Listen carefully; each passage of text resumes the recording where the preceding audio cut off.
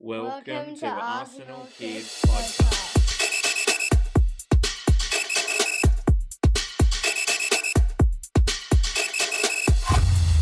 Hello and welcome to Arsenal Kids Podcast. My name is May and I'm joined by my co-host Ben. And it's great to have you join us for this episode. Yes, hello listeners. Hello Madi. Welcome to episode 178 and Tropical Cyclone Alfred, which is bearing down on the southeast Queensland coast and about to hit us, is not going to stop us from recording this episode, which contains goals and goals and goals and goals and goals. It does indeed. As first up, we focus on the women's team in part one, who played out a 7-goal thriller in the Women's Super League, defeating West Ham 4-3 at home. And then in part two, there were 7 goals again. Yes, this time it was for the men's team, and that was 7 that they scored in their Champions League win against PSV Eindhoven, who got a goal of their own in a great round of 16 win for the team. But before we get to all of that, a quick reminder to follow, like and subscribe so that we can keep growing our Arsenal Kids community. We would love for you to join us on this adventure together. We would indeed. And Madi, straight into the Women's Super League clash, and the team lined up with a face that hasn't been seen in quite some time on the bench. It was great to see Victoria back in the squad. Yes, Victoria Pelova returning from an ACL injury she got while on international duty for the Netherlands was back in the matchday squad for the first time in a long time.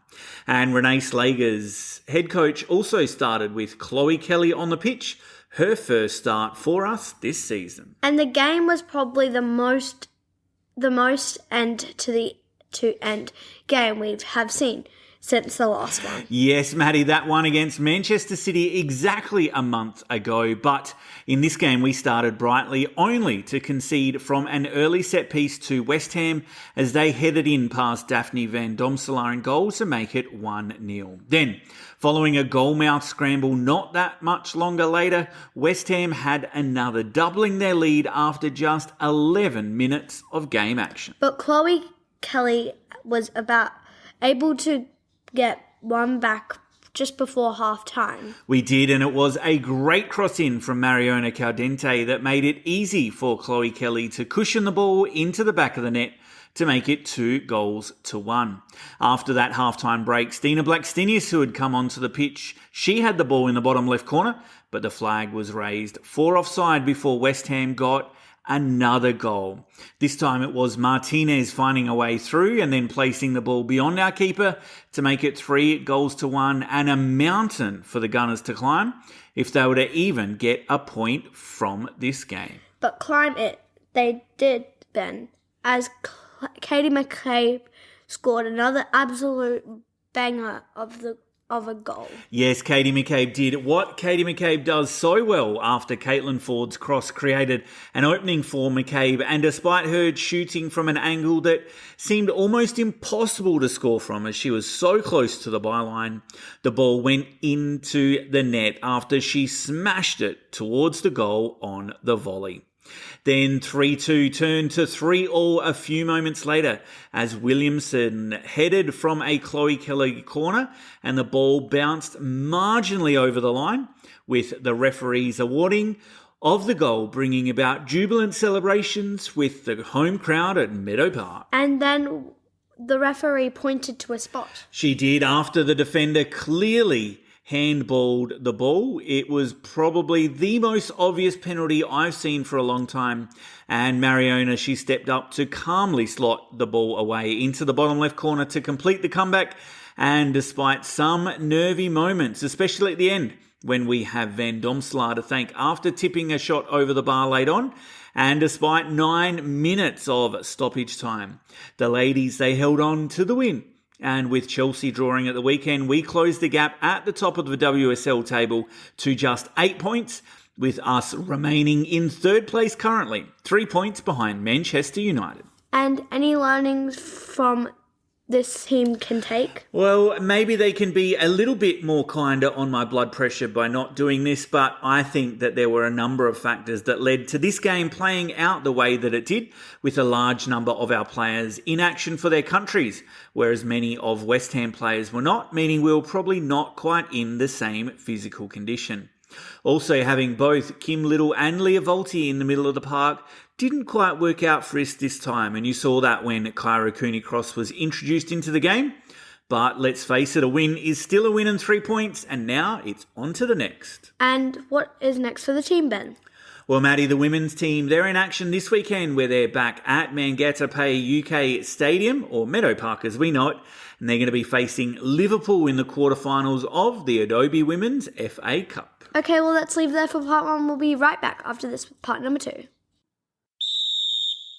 Welcome back. And Ben, 7th heaven for our men in our Champions League. Yes, Maddie, it does not get much better than that as we headed to the Philips Stadion in Eindhoven for the first leg of the Champions League round of 16.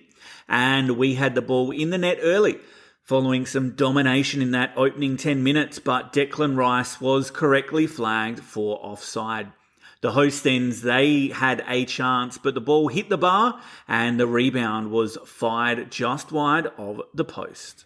And it was a good bit of luck because from then on, it almost felt like we couldn't miss. Yes, because within moments of nearly going behind, we took the lead as Rice put in an inviting cross to the far post where Urian Timber arrived to head in from close range as he scored back in his home country.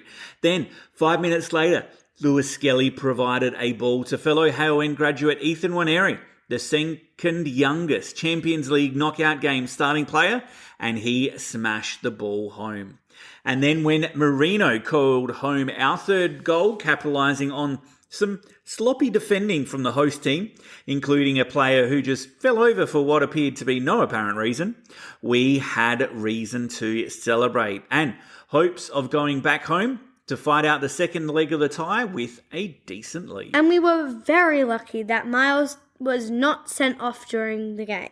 Yes, we were very lucky. Having been booked previously, Lewis Skelly tackled a PSV player near the byline and was lucky to escape a second yellow card. And as soon as we went 3 goals up, he was replaced by Calafiore. But then, just before halftime, we gave away a penalty. Yes, Maddie, with Party having to cope with 2 offences from a PSV corner. He pulled one of them to the ground, and the referee did not hesitate to point to the spot where that penalty was thumped past David Ryer in goal and made the scoreline 3-1 as the teams went into the halftime break. But our second half restart was complete lightning. Yeah, that is about the best way that you can describe it, Maddie, because within 2.5 minutes of PSV kicking off the second half, we had netted 2 more goals. Nwaneri beat his man, put a low cross in to the keeper who palmed it into the path of Martin Odegaard, who dispatched his shot. And then Trossard became our 5th scorer. After a give and go with Calafiore, saw him finish deftly over the keeper for 5. And this was a record. We were the fastest a side has ever scored 5 goals away from home in Champions League history. But then we scored and then scored again. There was, Maddie, simply no stopping our Gunners as we clearly were feeling at home at the Philips Stadion despite having never won at this ground previously.